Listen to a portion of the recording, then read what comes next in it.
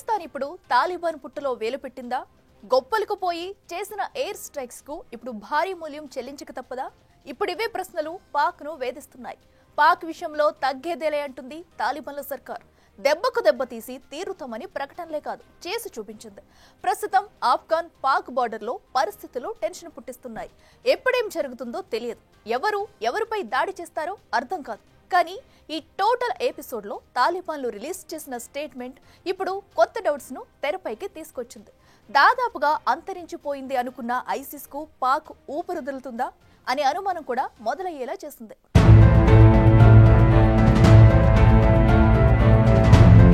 ఆఫ్ఘన్ పాక్ మధ్య పెరిగిన ఉద్రిక్తతలు.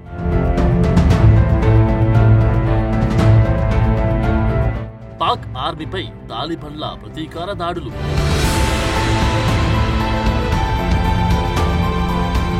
యాభై 8 మంది పాక్ సైనికులను మట్టుబెట్టామన్న తాలిబాన్లు.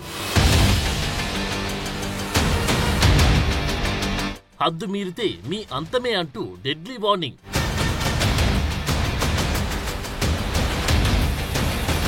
ఐసిస్ ముఖ్య నేతలను అప్పగించాలని అల్టిమేటం.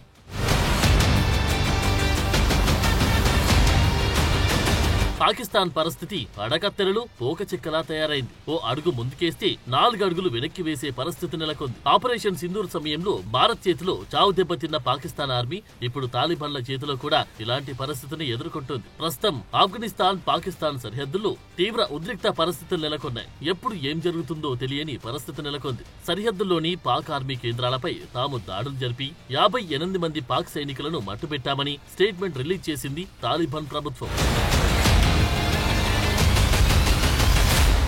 ఆఫ్ఘన్ రాజధాని కాబుల్ సహా పలు ప్రాంతాలపై ఈ నెల 10న పాక్ ఆర్మీ ఎయిర్ స్ట్రైక్ నిర్వహించింది. తెహ్రీకి తాలిబాన్ పాకిస్తాన్ సంస్థకు చెందిన స్థావరాలపై జరిగిన దాడులు. ఆ సమయంలో ఆఫ్ఘన్ విదేశాంగ మంత్రి అమీర్ ఖాన్ ముక్తకి భారత్ లో పర్యటిస్తున్నారు. ఈ దాడులకు ప్రతీకారంగా తాలిబాన్లు సరిహద్దుల్లో దాడులు ప్రారంభించారు. హెల్మాండ్ ప్రావిన్స్ లోని పాక్ ఆర్మీ అవుట్ సోర్స్ లపై దాడులు జరిగాయి. కొన్ని అవుట్ పోస్టులను ధ్వంసం చేసి స్వాధీనం చేసుకున్నామని, భారీ ఎత్తున ఆయుధాలు, పేలుడు పదార్థాలు స్వాధీనం చేసుకున్నామని ప్రకటించారు తాలిబాన్ల ప్రతినిధి.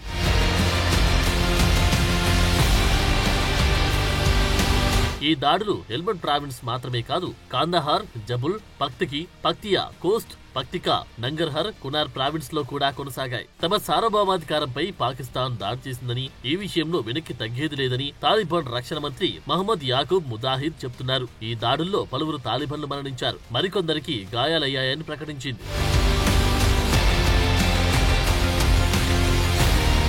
ఇక్కడ తాలిబాన్లు మరో ఇంట్రెస్టింగ్ కామెంట్ చేస్తున్నారు. పాకిస్తాన్ ఐసిస్ ముఖ్య నేతలకు భద్రత కల్పిస్తూ ఆశ్రయం కల్పిస్తుందన్నారు. వెంటనే వారిని పాకిస్తాన్ నుంచి తరిమేయడమో లేదా తమకు అప్పగించడమో చెయ్యాలని చెప్తున్నారు. ఐసిస్ అనేది ప్రపంచంతో పాటు ఆఫ్ఘాన్ కు ప్రమాదకరంగా మారిందని చెప్తున్నారు. ఖైబర్ పఖ్తుంఖ్వా ప్రావిన్స్ లో ఐసిస్ కోసం పాక్ కొత్త ట్రైనింగ్ సెంటర్లను తెరిచిందంటూ మరో సంచలన విషయాన్ని ప్రకటించారు తాలిబాన్లు. కరాచీ, ఇస్లామాబాద్ ఎయిర్పోర్ట్లను ఉగ్రవాదులను తరలించేందుకు ఉపయోగించుకుంటున్నారని తెలిపారు.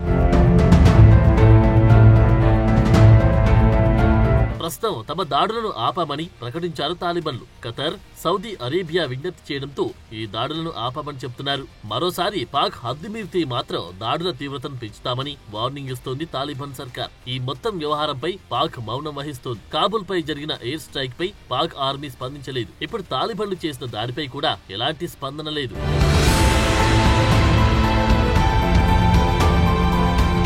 కాబుల్లో టీటీపీ చీఫ్ నూర్ వాలీ మసూద్ స్థావరమే లక్ష్యంగా పాక్ ఎయిర్ స్ట్రైక్ చేసింది. ఈ సంస్థ తాలిబాన్ల మద్దతుతో నడుస్తుందని చెప్పాలి. 2001 నుంచి 2021 మధ్య తాలిబాన్లకు ఈ సంస్థ సహకరించింది. టీటీపీ ఉగ్రవాదులు 2021 నుంచి వందలాది మంది తమ సైనికులను హతమార్చారని పాక్ ఆరోపిస్తుంది. నిజానికి పాకిస్తాన్ లో కూడా తాలిబాన్ లాంటి ప్రభుత్వం ఏర్పడాలనేది ఈ సంస్థ లక్ష్యం. అందుకే దీనిని పాకిస్తాన్ తాలిబాన్ అని కూడా అంటారు. టీటీపీ ఇప్పటికీ పాక్ పై అనేక దాడులు చేసింది. పాక్ ఆర్మీ ప్రభుత్వ సంస్థలు టార్గెట్ గా ఆత్మాహుతి దాడులు చేసింది. ఆఫ్ఘన్ సరిహద్దు ప్రాంతంలో ఈ మధ్య కాలంలో ఉనికిని పెంచుకుంటుంది ఈ సంస్థ. అందుకే ఇప్పుడు ఈ సంస్థను కూకటి వేలతో అణిచివేయాలని చూస్తుంది పాక్ ఆర్మీ. ఎన్నో ఏళ్లుగా ఈ సంస్థ చాలా దాడులు చేసింది. మరి ఇప్పుడే పాక్ కు ఇంత ధైర్యం ఎందుకు వచ్చింది? ఏకంగా ఎయిర్ స్ట్రైక్స్ చేయడం వెనుక ఉన్నదెవరు? దీని వెనుక అమెరికా హస్తముందా? టీటీపీ పేరు చెప్పి ఆఫ్ఘన్ ప్రభుత్వాన్ని గద్దెదించి ఎత్తుగడ ఏదైనా జరుగుతుందా?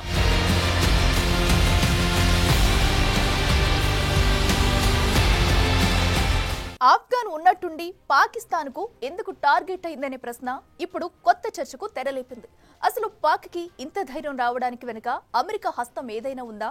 బగ్రామ్ ఎయిర్ బేస్ స్వాధీనం చేసుకుంటామని ట్రంప్ బెదిరింపులకు ఈ దాడులకు ఏదైనా లింక్ ఉందా?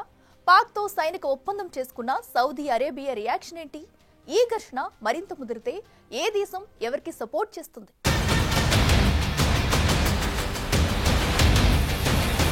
పాకిస్తాన్ కాబుల్లో దాడులు చేసిన టైమింగ్ ఇప్పుడు ఒక హాట్ టాపిక్ గా మారింది. ఆఫ్ఘన్ విదేశాంగ మంత్రి భారత్ లో పర్యటిస్తున్నాడు. నిజానికి భారత్ ఆఫ్ఘన్ బంధం ఇప్పుడు పాక్ కు మింగుడు పడని అంశం. ప్రస్తుతం అమెరికా పాకిస్తాన్ బంధం బలోపేతమవుతుంది. భారత్ కు దూరమవుతున్న అమెరికా ఈ ప్రాంతంలో తన పట్టు నిలుపుకునేందుకు పాకిస్తాన్ వైపు చూస్తోంది. అందుకే ఇరు దేశాల మధ్య కీలక ఒప్పందాలు జరుగుతున్నాయి.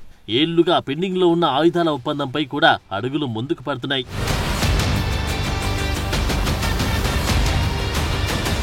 పాకిస్తాన్లో ఉగ్రవాదులు ఉంటే ఆ దేశం చెప్పినట్టు వినేవారుండాలి. వారు చెప్పిన టార్గెట్స్ పై దాడులు చేయాలి. ఇది పాక్ ఆర్మీ ఎన్నో ఏళ్లుగా అనుసరిస్తున్న వ్యూహం. కానీ టీటీపీ అలా కాదు. పాకిస్తాన్లో ప్రభుత్వాన్ని కూల్చి అక్కడ తాలిబాన్ రాజ్యాన్ని ఏర్పాటు చేయాలనేది ఆ సంస్థ లక్ష్యం. అలాగైతేనే అక్కడ షరియా చట్టాన్ని అమలు చేయగలమనేది ఆ సంస్థ ఆలోచన. అందుకే పాకిస్తాన్లో విధ్వంసం సృష్టిస్తోంది.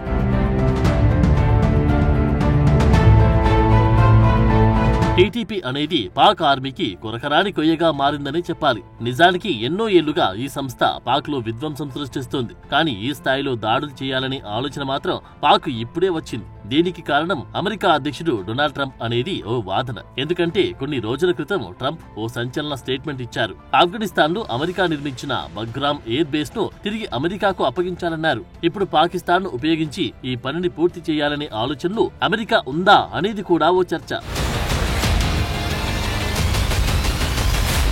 ప్రపంచంలోని అతిపెద్ద బగ్రామ్ ఎయిర్ బేస్ ను ఆఫ్ఘనిస్తాన్ కు ఉచితంగా ఇచ్చామని, త్వరలో మళ్లీ దాన్ని స్వాధీనం చేసుకుంటామనేది ట్రంప్ ప్రకటన సారాంశం. కానీ ఆయన అధికారంలో లేనప్పుడు అమెరికన్లు తమది కాని పోరాటాన్ని చేస్తున్నారని, ఆఫ్ఘనిస్తాన్ లో ఉన్న అమెరికా సైన్యాన్ని వెనక్కి తీసుకొస్తామని ప్రకటించేవారు. తీరా మాజీ అధ్యక్షుడు జో బైడెన్ హయాంలోనే అమెరికా ఇక్కడి నుంచి వైదొలిగింది. ఇప్పుడు జో బైడెన్ తప్పుడు నిర్ణయం తీసుకుంటారని చెబుతున్నారు ట్రంప్. తాము ఈ తప్పును సరిచేస్తామని, ఈ బేస్ ను వెనక్కి తీసుకుంటామని, చైనాకు చెక్ పెట్టాలంటే ఈ బేస్ చాలా కీలకమని చెప్తున్నారు ట్రంప్.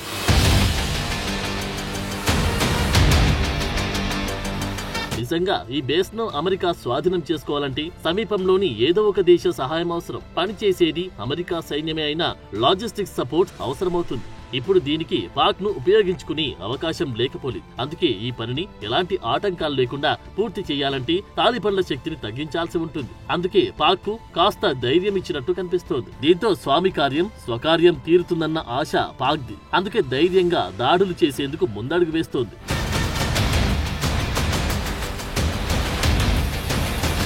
ఆఫ్ఘన్ కూడా ఇప్పుడు దీనికి కౌంటర్ గా అడుగులు వేస్తున్నట్టు కనిపిస్తోంది. పాక్ కు కౌంటర్ గానే భారత్ తోనే దోస్తీ చేస్తుందనేది అర్థమవుతోంది. ఈ విషయమే ఇప్పుడు పాక్ కు మింగుడు పాడడం లేదు. అందుకే ఆఫ్ఘన్ మంత్రి భారత్ లో పర్యటిస్తున్న సమయంలోనే దాడులు చేసి ఓ సందేశాన్ని పంపింది పాకిస్తాన్. ఇప్పుడు దీనికి కౌంటర్ గా పాక్ ఆర్మీపై విరుచుకుపడ్డారు తాలిబాన్లు.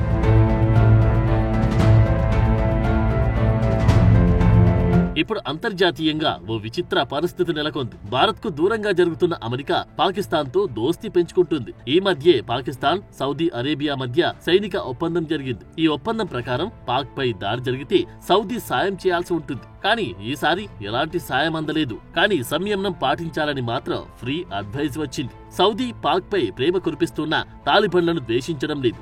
సో సౌదీని పాక్ పూర్తిగా నమ్ముకునే పరిస్థితి లేదు. మరోవైపు ఆఫ్ఘన్ తో భారత్ సత్సంబంధాలు కొనసాగిస్తుంది. ఇలాంటి ఘర్షణలు జరిగినప్పుడు విదేశాంగ విధానాలకు ఓ టెస్ట్ అనే చెప్పాలి. ప్రస్తుతం పాక్ తో ఉన్న విభేదాల కారణంగా భారత్ తాలిబాన్లకు మద్దతు పలుకుతూ ఉండగా పాక్ కు అమెరికా మద్దతు తెలుపుతోంది. అరబ్ దేశాలతో పాటు చైనా మాత్రం తటస్థంగా ఉన్నాయి. అయితే ఈ దాడులు మరింత ఉధృతమైతే పరిస్థితి ఎలా ఉంటుందనేది ఇప్పుడు ఉత్కంఠంగా మారింది.